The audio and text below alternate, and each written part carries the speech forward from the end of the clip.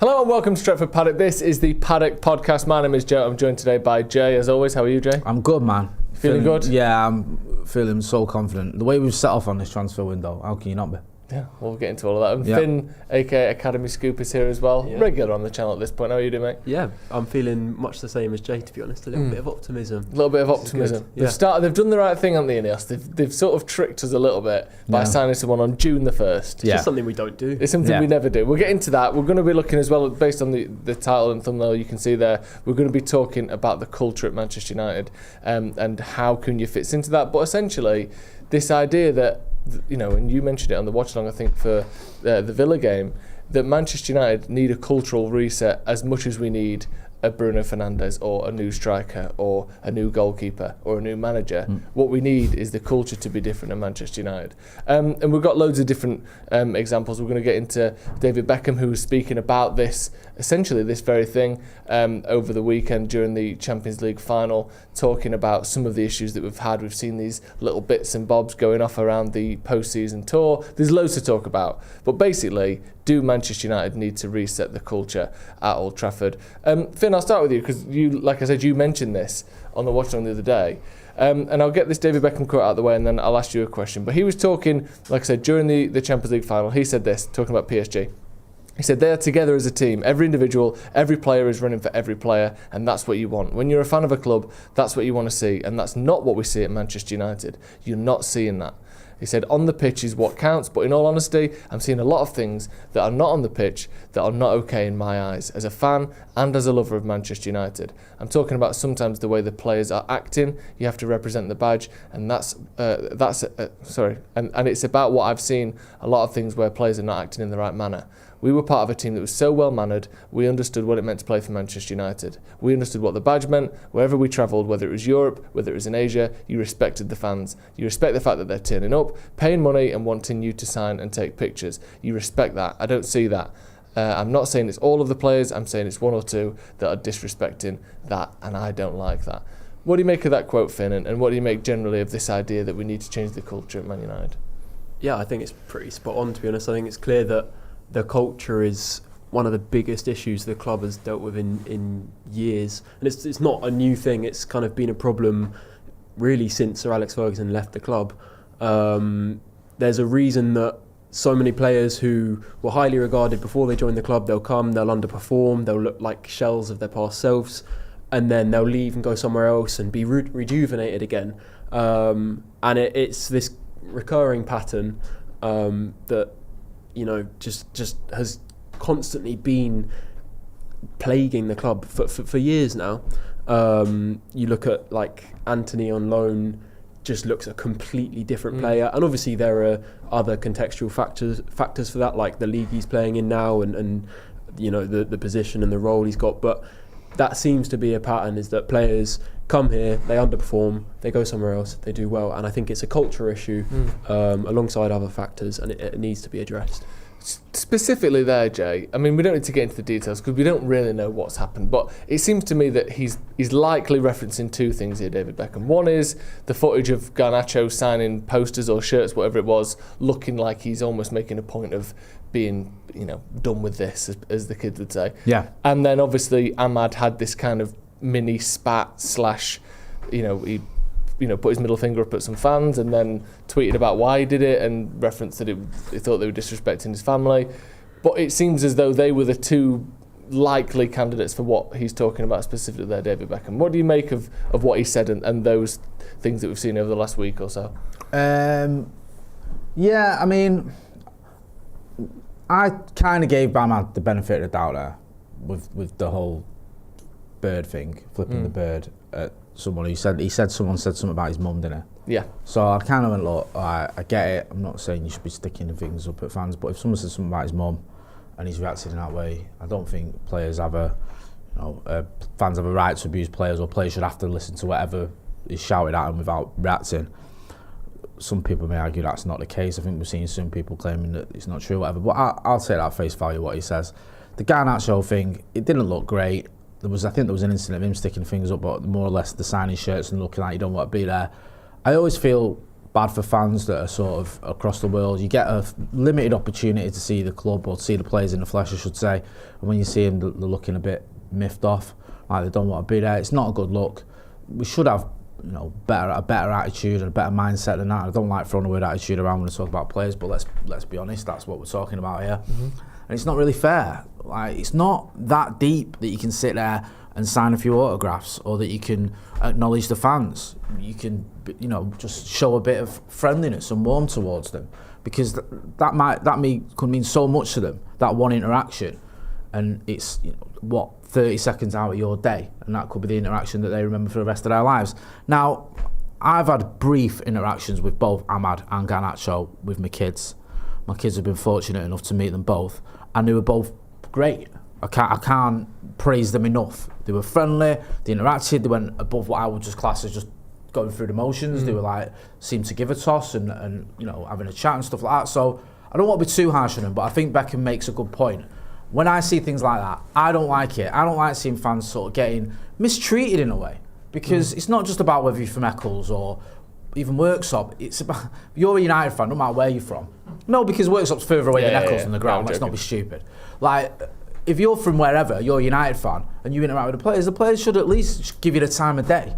And some of these fans, I'm lucky enough that I can get a tram for 15, 20 minutes, whatever, get to Old Trafford. Some of these fans might not get to see this team, other than that one time they were visiting Kuala Lumpur or visiting Malaysia.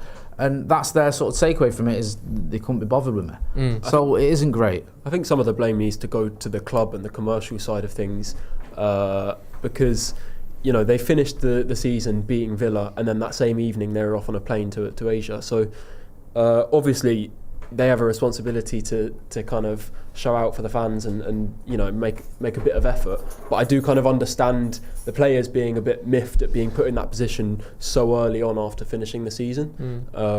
They are human beings too that need rest and need a bit of time off. And I know the season was absolutely terrible, and there is definitely an ingrained culture issue there. But I think that's what kind of part of the frustration and part of the reason they look like they just didn't want to be there. So I think the club has a responsibility to plan that better and organise those trips so that the worldwide fans can, have that opportunity to interact with the players, but maybe not, travelling the same day that they finish the league. I mean, you make a fair point there, Finn.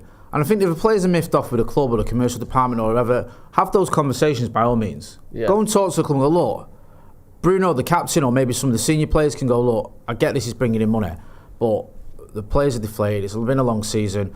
We got to, a European final, so you're playing a lot of football. We're not happy about it. Fair enough. I don't criticise any players whatsoever if they are a bit annoyed about the amount of commercial stuff they've got to do and they want to take that to the powers that be.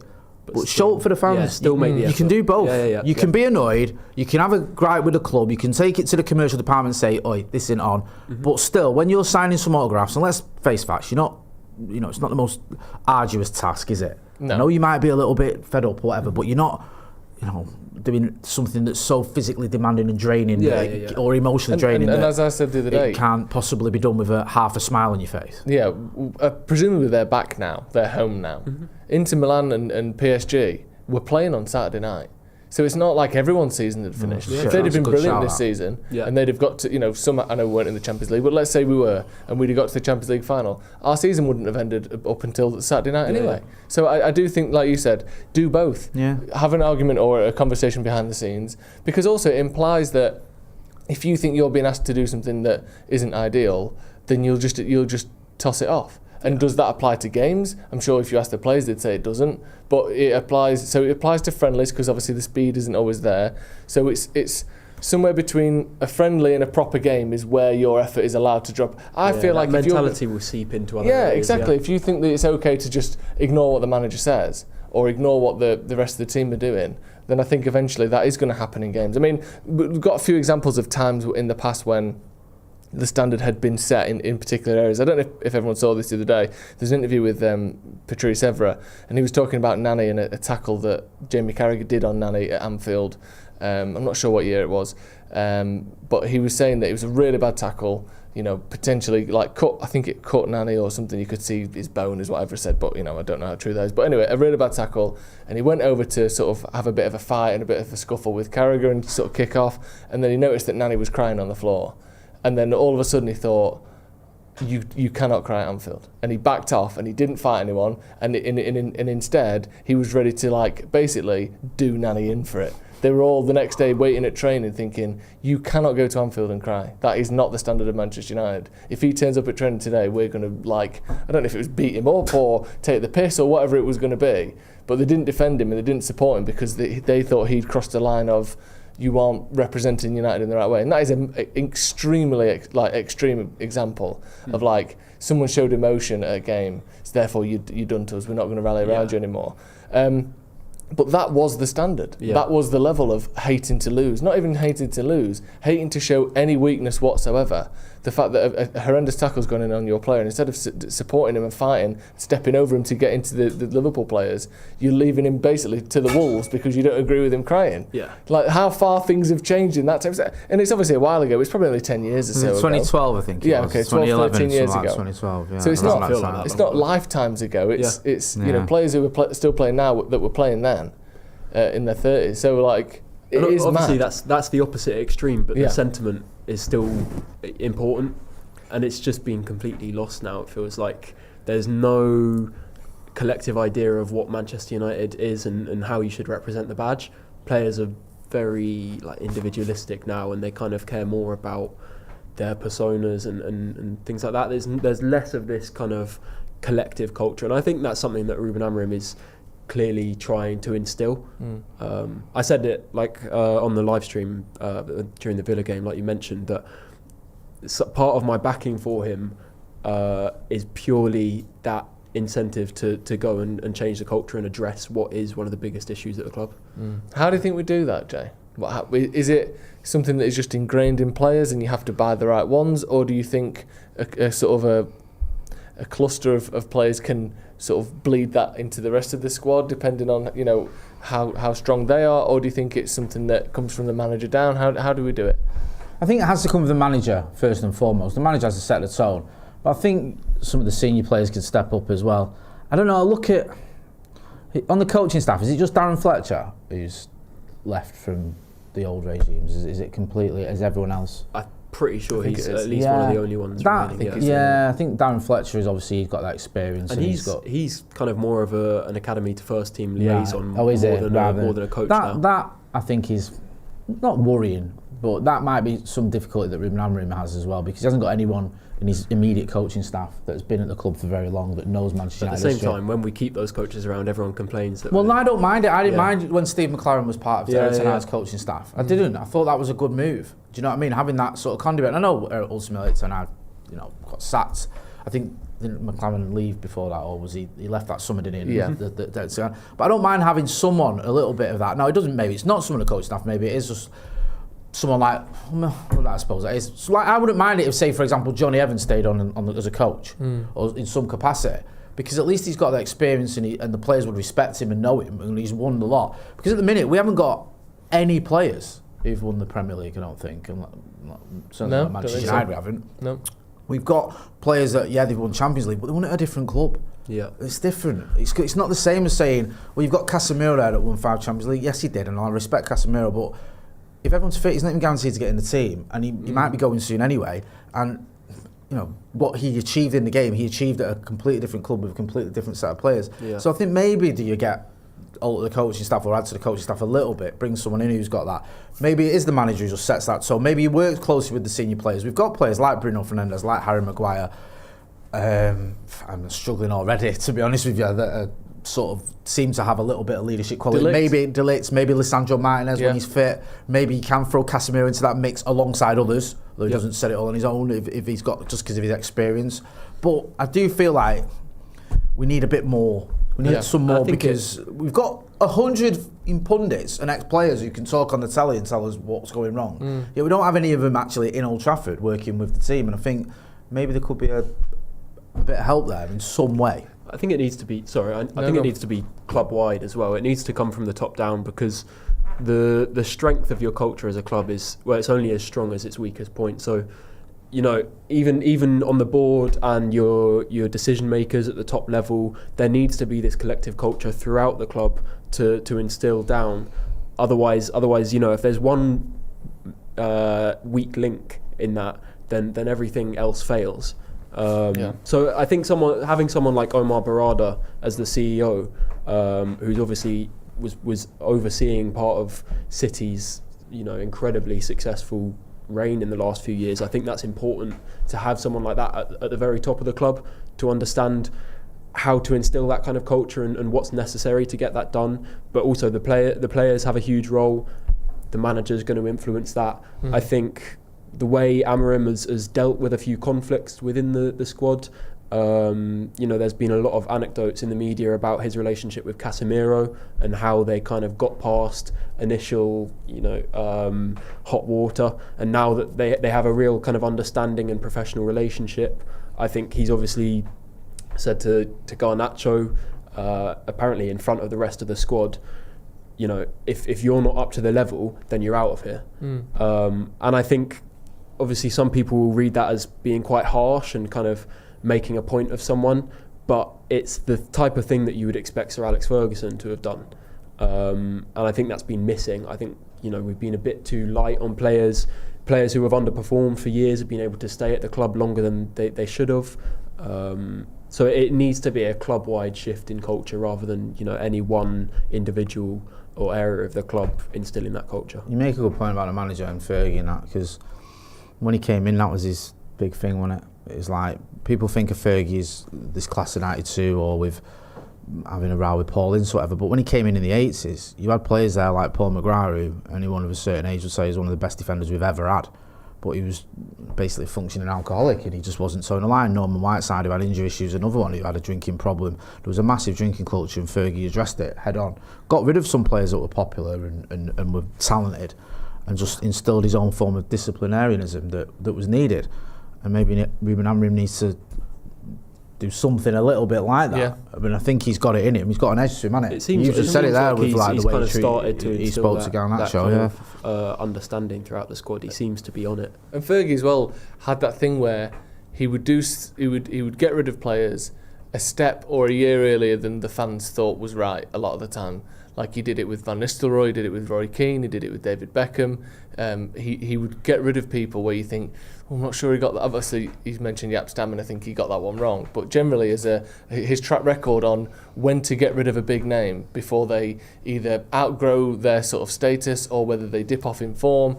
Like I remember when Van Nistelrooy left, I wasn't very old. I was 11 years old or whatever it was, 12 years old, and I remember thinking, he's still, there's so much player left in them, and then you think, well, actually, that paved the way. I know Rooney was already there and Ronaldo, but it allowed them to push through, and we were better than we'd ever been with Van Nistelrooy there. I think the same with Beckham and Keane to a certain degree. Like, he got rid of people where you thought, oh, that was... Maybe that's what we're seeing with the likes of Garnacho or Rashford or whoever it may be. And, you know, if it's Bruno, although it feels like the sale of Bruno wouldn't be a Roy Keane Fergie moment, it would be like almost out of the manager's hands, which makes it a little bit different. But certainly Rashford and Garnacho seem to be players that he's looking at going, the rest of the team and the rest of the world might think you two are the guys. I see close really to a Champions League. Messi wasn't there when they got to the final, was he? That was pretty massive. No, I think it was well before that. Well, not well before, but I think it was before then. Yeah, it was. And then they get rid of those players. They bring in a new manager, obviously a fantastic manager, Luis Enrique, and all of a sudden start playing the football that you want to see from a team. Have young players. Don't have an obvious. I'm looking through their squad now, and obviously Ousmane Dembele is a very good player. Kvaratskhelia, fantastic player. You know, they've got young guys like Doué. They've got loads of great players, Vitinha, another one, but no, like, he's the guy, he's the talisman. And I think if there ever is one of those players, it's because they're platformed so well by everyone else. It's not like they're ever that star player despite the rest of the team. It's because of the rest of the team. And their front three, like I know Dembele sort of leads the way in terms of goals and assists, but Barcola and, like I said before, Doué and Kvara have all got, you know, very, very respectable returns in terms of goals. There's not a star man there. And I do think that that's kind of what United need to transition to over the next few years. I think, and I don't think this is Bruno's fault, and I don't think we should get rid of him, but he shouldn't be by far and away our best player. Because I almost feel like people are comparing him to, all sorts of different players. We say sort of Brian Robson, we hear loads of different people. I mentioned this to you before, but I think it's a good comparison. It reminds me of almost Steven Gerrard at Liverpool, where he's such a talisman and he's so good. Not the same amount of Premier League titles. Same amount of Premier League titles. But like, it's like when things are bad, when things are struggling, when we're in a big game, it's like, right, Bruno, what can you do? And Gerrard was the same. Every time he got the ball, it was like he has to win this game for Liverpool. He has to pull them out. And on an individual level, you end up with great highlights and you end up with, great sort of got big goals against big teams. But it's not healthy for a team, especially one that wants to be challenging for Premier Leagues one day, to be relying on one guy. Especially if it's a midfielder or someone that can't dribble through everyone and put the ball in the back of the net. I just think that we need to reinforce this team and bring players in that mean that it's not just Bruno Fernandes entrusted to win every single big game that we have. Because at the minute, if Bruno doesn't do it, no one's going to do it. Yeah. And that can't, that just isn't a healthy way to build a squad at all, is it? No, and the trouble you've got is this is the weakest Manchester United team I've probably ever seen. I don't mean weak as in strength, I mean the poorest. We've got and one of the strongest leagues. Yeah, we've got some fantastic players. I'm not saying we haven't, but we didn't finish 15th by accident. Just underperforming. And you look around that team, especially in the final third, and it's just not good enough. And I've said it before. I'd love it if Bruno Fernandes stayed at United and almost did a Brian Robson, where by the time we've got our act together, he's got a part to play in helping us to win a title. Because that would be a sort of dream come true. Because at the minute, you're right. And I think when you've put Bruno in a team where you've got good players around him, we saw it when he first arrived, and you had Pogba there, you had Matic in that midfield, you had a front three of the likes of Mason Greenwood, Marcus Rashford and Anthony Martial scoring 60-odd goals between them. Bruno was on fire. Yeah. He was. And he was creating a similar amount of chances. Just loads of them were getting converted. Because you had three attackers who just couldn't stop scoring. And now we've got three attackers, if you're going off Garnacho, Ahmad and Højlund, who have had injury issues in Ahmad's case. When he's played, he's been very good, but he missed a big chunk of the season for injury. Or Højlund and Garnacho, between them, have got the sort of numbers you'd expect from a midfielder, not an attacker, really. It's like 6 or 7 Premier League goals or whatever it is. It's not many.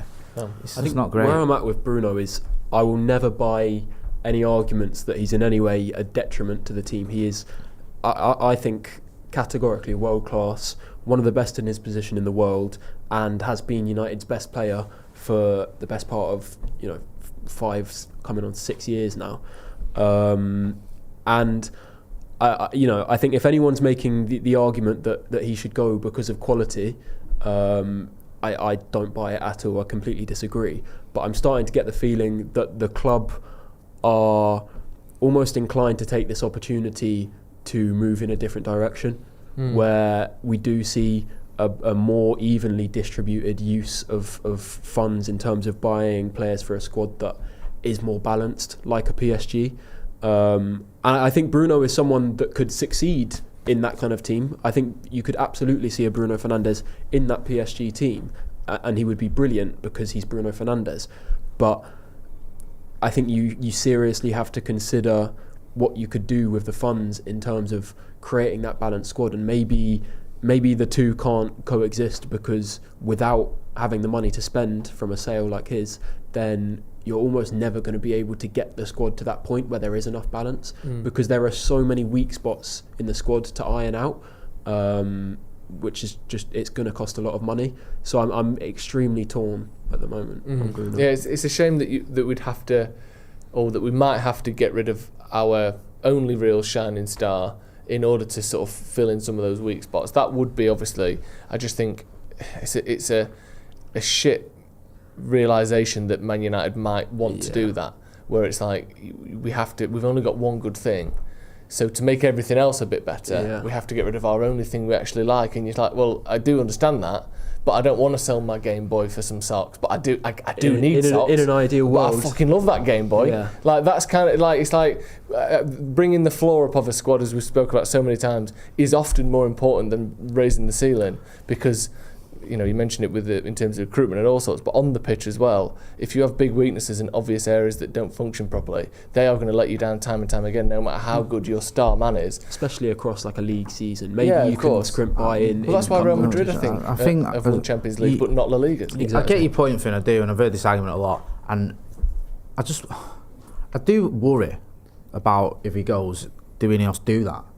Because people go, Ineos have made some great signings, and look, they have made some good signings. I love Aidan Heaven, an absolute bargain.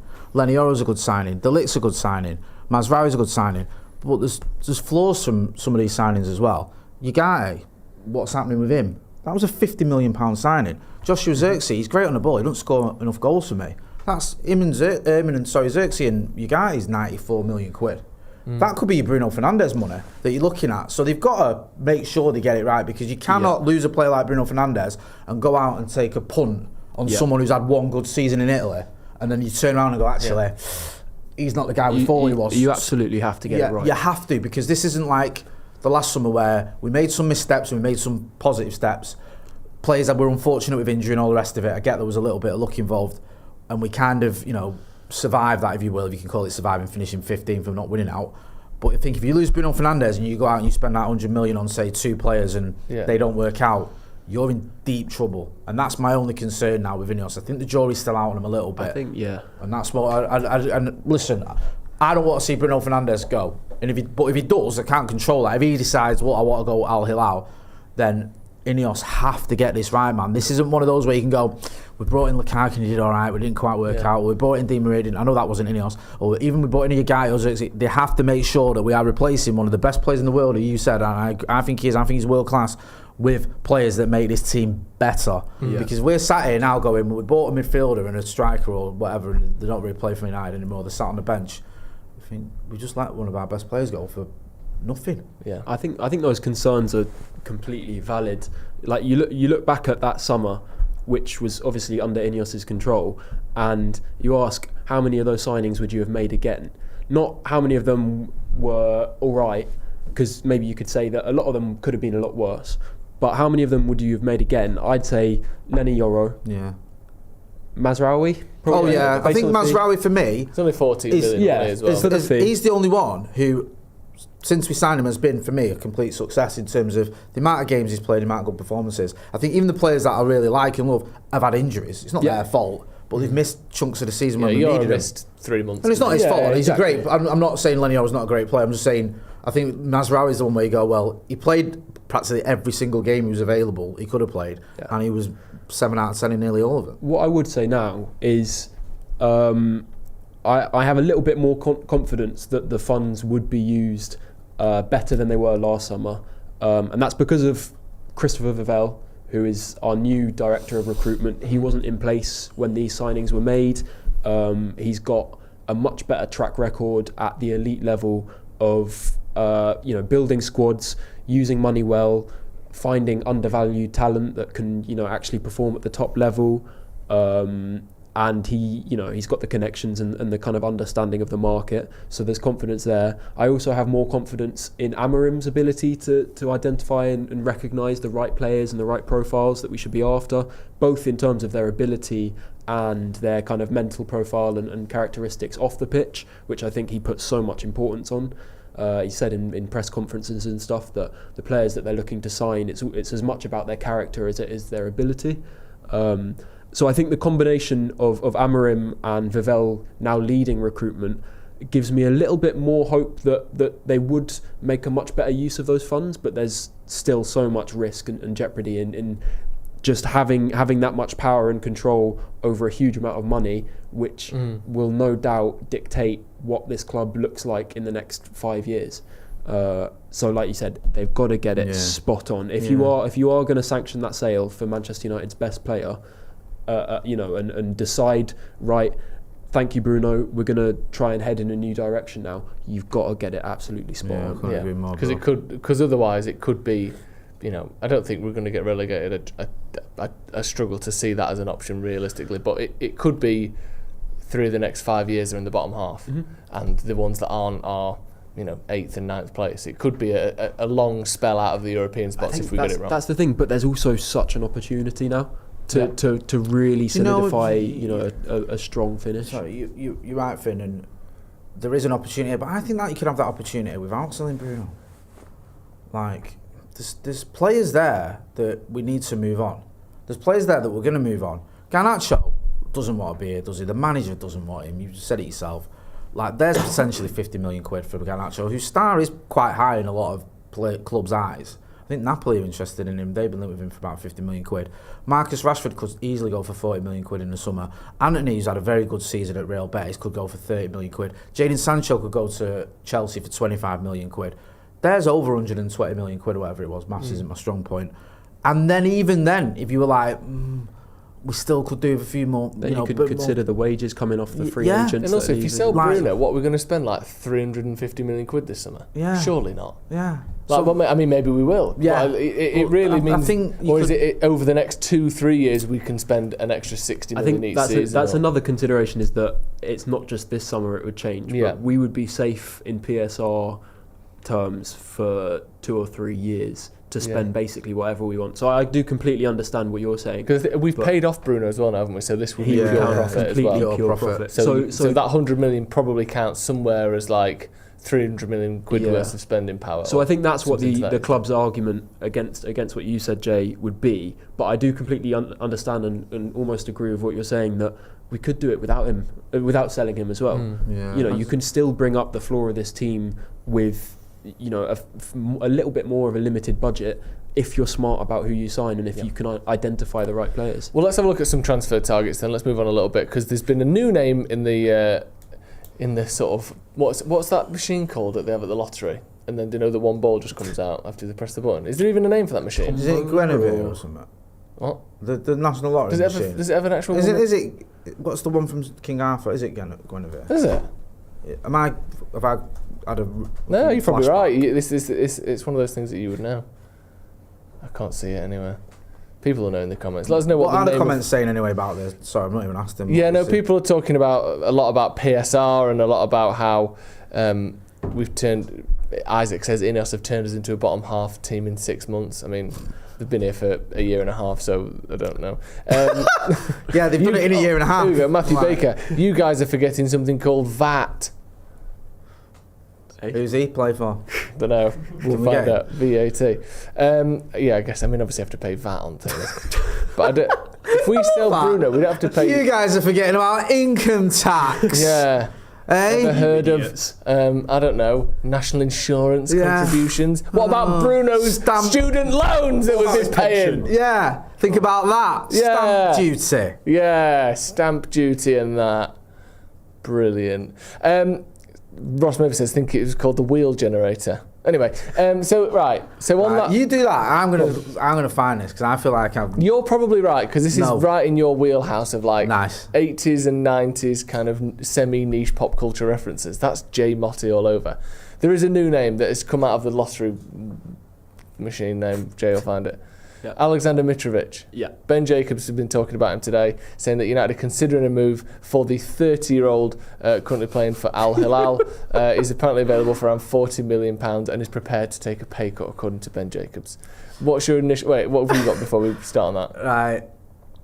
I found it. It's Genevieve, right? But you know where I found this? This is from 9 years ago on Mumsnet. Yeah, great. And it was one of your posts. That's when someone's discussing how you pronounce it.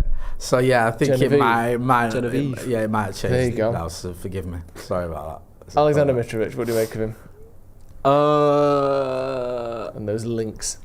I don't actually hate it. I don't. Yeah. Go on. Talk me through it. I'll give you a minute. I think there's an argument to be made that if United aren't able to secure a younger, Sesko or Gyökeres, or obviously Delap is off the table now. If United aren't able to secure a player like that this summer, then it may make more sense to just go for, someone who is in or towards the end of their prime, slightly cheaper. I think 40 million would be way too much to pay for him, to be clear. But I do understand the argument of getting someone who can probably come in and do a job. I think what's really important is you get the two number 10s right. So Cunha and, in an ideal world for me, Mbeumo. And that reduces the burden on your striker so much. So I think obviously with Delap off the table, he was an option that I really liked. I'm kind of less picky now about who the striker is, because I think my expectations have just been lowered. So to be honest, I don't hate it, but I still think that we should be more ambitious there. Jay, much like Mitrovic's 2005 to 2011 youth career. I'd like you to give me a partisan opinion Brilliant. on this deal. Love that. He played for Partizan I when he was a think kid. this makes a lot of sense for United now. I think we should just fill the team full of nutters. Just start arguing. Some villains. Yeah. Just if we can't. You do like this as a transfer. If we this? can't beat him at playing football, let's just run around and start kicking people and have it up. He's a bit of a lunatic, in Mitrovic, from my memory of when we played football. And then he gets himself sent off. Yeah. So just absolutely losing the plot. That was against us, wasn't it? Yeah. When they that's what they got two players and a coach sent off in about 40 They were seconds. outplaying us, and all of a sudden it was like 7 against 11. That's handy. Yeah. We might win this. Oh no, though we did. Look, I agree with Finn. I do like the experience of some. The idea of someone with a bit of Premier League experience. I am slightly concerned that I think it's like 3 of the last 5 seasons won't have been in the Premier League, if I'm right, unless I'm getting that completely wrong. Right. And he has been banging them in Saudi, but let's get real about the Saudi league. It's not even in the top 20 leagues in terms of standards in the world. It's not like he's done it in Portugal or the Netherlands or anything like that. It's a very low standard, but he's done well there. Yeah. He is 30 years old, so you think he's got something left in the tank. I agree with Finn, though. If we brought in Mitrovic for 40 million, that would be insane. Yeah. I would only consider... Especially if we sold Bruno for, say, 100 million and we spent 40 million on Mitrovic. Exactly. I'd be like, Jesus, we've already balls this up. If you sell Bruno, you get Osimhen or Sesko or Gyökeres. Yeah, you have to get someone who's got a bit of longevity there and is a bit of a wow signing. Mitrovic isn't that. He's someone who maybe can come in and be an option. But again, he'd have to be an option alongside someone else. Yeah. You couldn't have him and Højlund as your 2 main strikers next season. Cheeto, obviously, I expect him to get more minutes next season, but I still feel like we'd be short there. We wouldn't have the out-and-out number 9 that rivals go. United have got a decent one there. I quite like him. Yeah. I think he's a good player. And I always thought that he was one of them, Dwight Gale types where he's world class in the Championship and absolutely bog standard in the Premier League. Yeah, I thought I wonder where you're going. Comparing them stylistically. I really like him. And then I thought he was a Dwight Gale type. I thought, but like a sort of a Tom Ince kind of. Okay, it's mad, isn't it? Because Dwight Gale was a phenomenon in the Championship. Yeah, you watched him in the Premier League and he looked terrible. Yeah, he did. What he was like? Didn't he score like 40 goals in the Championship, like 3 in the Premier League the next season or something? I'm exaggerating, obviously. What were Mitrovic's numbers? So Mitrovic I think he still has the record in the Championship. He got 43 goals in 44 games in the Championship for Fulham. So, but before that, he'd been in the Premier League and got 11 goals in 37 for Fulham, which is okay, but you're not really going to cut the mustard as a top player. Then he went to the Championship, 26 and 40, bang. Then he comes back to the Premier League, 3 in 27, which at this point. They're Man United numbers. If ever I've seen United numbers, they are them. Then he goes back to the Championship and then hits that 43 and 44 season. And you're thinking, he literally is too good for that, too shit for that. Do you know what I mean? But then he came back to the Premier League and in his last season for Fulham, got 14 goals in 24 games, which is better than a goal every other game, which it's been a long time since any United players have had numbers like that. Or certainly, too long, should I say, until, I think if you're scoring more than 1 in 2, if you play 35 games, that's 18, 19 goals, 16, 17 goals, whatever it may be. That is good. That will work for me. Somewhere around that 20 goal a season mark, if you can replicate that and then push on a bit, play a few more games, I don't mind that. He's also got. Since he's been in the Saudi League, again, we're not counting it for much, but at least he's carried on being used to scoring. He's got 64 goals and 14 assists in 71 appearances. Again, basically, he's too good for that league, isn't he? Yeah, of course. Not that I'm saying, look at this guy, he scored 6, but he's not dropped off. He doesn't seem to have put weight on or took his game less seriously. He's consistently one of the top scorers in that league. He seems to be on it sort of mentally and physically. He's 30 years old. I think as long as it's not like, right, we're sorted in that department for 5 years, if this can be either one of two, so let's say you got him and Osimhen somehow, or him and someone else, or you get him knowing that 12 months' time we need another one. But I actually think he's a good player. If you sign him with the idea of him being the first choice for a season, and then you go and sign a real top-level striker next year, then he becomes a fantastic backup and the second option. As a rotation, a 31-year-old Mitrovic is your second choice. Yeah, I don't hate it if that's the plan, as long as he's not seen as some long-term option. Yeah. Let's just run with this for a minute. Just humour me. Let's say we get Mitrovic in for a year. or he's in a year's time, Finn, I know this is a difficult question to answer, but if anyone can, it's you. How ready do you think Cheeto would be to step up? Do you think that could be more of an option for us in a year's time? I think it depends what's around him. Yeah. I think if you have your two number 10s, your inside forwards, if they are scoring regularly, if you had a pairing like Cunha and Mbeumo, who have both shown that they can really, be competitive in the league and be in and around the top goal scorers. Obviously, Mbeumo's just scored 20 in the league for Brentford, which is pretty incredible and has been a little bit overlooked this season. Cunha scored, 14?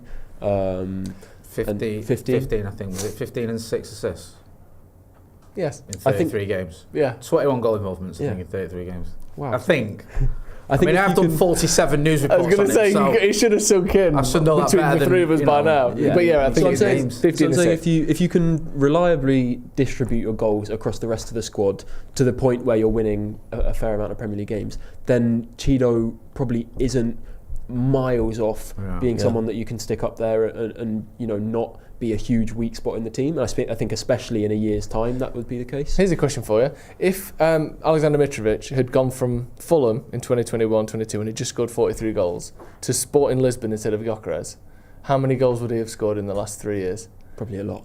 I think it would have been a lot. I don't think it'd be more than Gyökeres. I think he's a better player, but I do think I think Mitrovic is decent. Not much more than decent. Say about Mitrovic, but decent. Not 40 million. That has to come down as well for sure. He's a player that when you play against him, you notice him, and he's a bit of an handful, and he's a danger. Yeah, and he's a big lad as well. What we need is a striker who's a bit annoying to play against. Yeah, there was a touch of that with the lap. The lap I thought had, not that he's dead. There was a touch of that. It's just now we're not linked with him. It's like talk about him in the past tense. But there is a touch of that with him where you play against him, you think.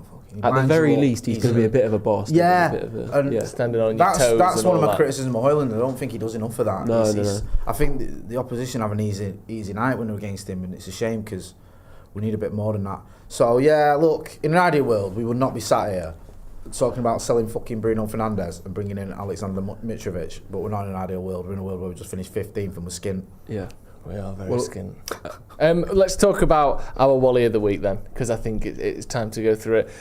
Jay, who's been an absolute blinking Wally this week? Finn, have you been on the podcast before? Do you know about this feature? Yeah. You know about Wally of the week? It's a very complicated system. It sounds like it. Wally of the I think week. someone's just been a bloody Wally in that. Mine is Martin Keown. Go on. Fucking hell. Have I missed this? United should get as a manager Jurgen Klopp. Shut the fuck up. Right? He said it because it was on camera and it's been shown. Like, what are you on about? Yeah, all right, sound. We'll just get fucking Jurgen Klopp. In fact, why don't we get Jurgen and Pep as a double team to manage the club for us? That'd be sound. That'd be a good idea. Like, what are you on about? That's obviously never ever gonna happen. So just shut up. Like, just fucking saying words for the sake of it, saying something. Yeah. Do you know what I mean? Like, it's just United should get as a manager a 55-year-old Sir Alex Ferguson. Yeah, sound. Yeah. Like, impossible. Yeah. We're not going to get Jurgen Klopp. So what you sat there with a straight face arguing that we should get him? Like, that's just so dumb. Like, honestly, fucking annoys me. I agree. Who's yours, Finn? I don't know if I've got a Wally of the week. I've been out of the loop this week. Have you? I haven't what about someone in your real life, something that's happened to you? Have you been mistreated by a train conductor? No, actually, I got away with having the wrong ticket. So you're the Wally with a very sticking one to the system. So you've seen this British Transport Police? No, one in the ear for you. Fault because they were nice and they let me off. So. Oh, that's nice. But you get away with everything, you youngsters, don't you? Yeah. I was the Wally of the week yesterday. I peeled this lovely fresh mango and cut it up, put it in a bowl ready to absolutely devour. I had one bowl for my peels and one bowl full of the nice fresh mango, and I threw the mango in the bin and not the peels. Really? How were those peels though? Were they good? Yeah, really nice. I was able to just scrape you have to cut your losses at that point and just eat the peel. Where was it? Just at my house. Did you not like? It was in a food bin full of I was going to say I'd be tempted. Like, no, I would have as well. Did it land on a bit of paper or whatever? No, I did that. Slightly mouldy coffee grounds and such. That's the shit of that. Yeah. Who's yours? Mine, it's sort of me, but also sort of the bloke at the curry house last night, who I think deliberately gave me the hottest curry I've ever eaten in my entire life, and has ruined not just yesterday but today. One of the ones you have to like sign a waiver for. It wasn't that bad. Okay. We were just chatting. I said, I fancy just like a lamb curry, but I don't need it to be like a, what would you recommend? Just a lamb curry, I like, whatever, medium to hot spice. And he was like, oh, there's this one. I said, oh, that looks good. And I said, but don't have it that way, have it this way. And he pointed to like there was like a scale of like how hot things are. And this one said Naga spice. And then it said, said hot/spicy hot. And I was like, that looks quite hot. Is that? And he went, oh, I can make it be a little bit less hot for you if you want. I was like, great. And then Joe McGrath was there, and he went, no, just have it normal. He's not going to give you if it's. And I went, oh, yeah, that's a good point. I got it, took it home, blew me away, and just blew me apart. I couldn't finish it. I'm sorry, Joe. No. But you're the Wally in that situation. Right, and that's going to be off. You listen to Joe McGrath for starters. No, but he made a good point. You into he made a good point. Red hot curry. Yeah, it was really. Like, but I didn't know better than anyone. You don't listen to him. You know what he's like. But I thought he made a good point. Pressure. He said he's not going to give it if it's that hot, is he?